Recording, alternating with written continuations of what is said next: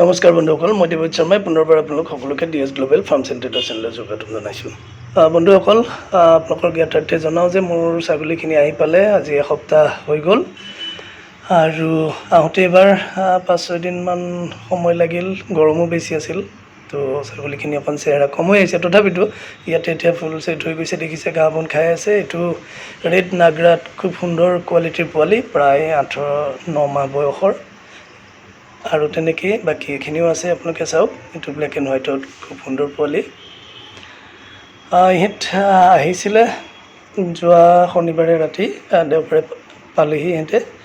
আৰু এইবাৰ ৰাস্তাত কেইদিনমান সময় লোৱাৰ বাবে আৰু গৰমো যথেষ্ট বেছি আহিল, তো ৰেষ্ট দি আনিব লগা হৈছিলে।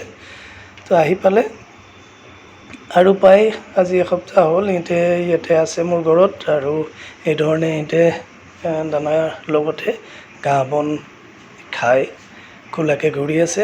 আপোনালোকে দেখিছে, এয়া চাওক আপোনালোকে স্ক্ৰীণত যে কি ধৰণে সিহঁতে ইয়াতে ঘাঁহ বন খাই চলি ফেৰি মুকলিকৈ আছে। তো এইটো এটা পোৱালি, চাওক ইয়াৰ বয়স প্ৰায় 6 মাহ আৰু খুব সুন্দৰ সি মুণ্ডিত আছে। এইটো এটা পোৱালি, এইটো এটা ৰেড এণ্ড হোৱাইট, তাৰ পিছৰজনী ফিমেল। এই পোৱালিটো দেখিছে, এইটো ৰেড নাগৰাত আছে। আৰু ইহঁতে এইধৰণে খাই বৈ দুপৰীয়া গৰমত এইধৰণে ৰেষ্ট কৰি থাকে। আৰু মুকলিকৈ ৰাখিছোঁ কাৰণ ইহঁতে ইমান দূৰ জাৰ্ণি কৰি আহিল। এইটো পোৱালি চাওক, এইটো প্ৰায় 6-7 মাহ আৰু এইটো এটা আছে একেই 7 মাহ বয়সৰ। এইটো পাকিস্তানী বিটেলৰ ক্ৰছ হয়। আগতো মোৰ তাত এটা আছিল, আপোনালোকে দেখিছিল সেই ধৰণৰ।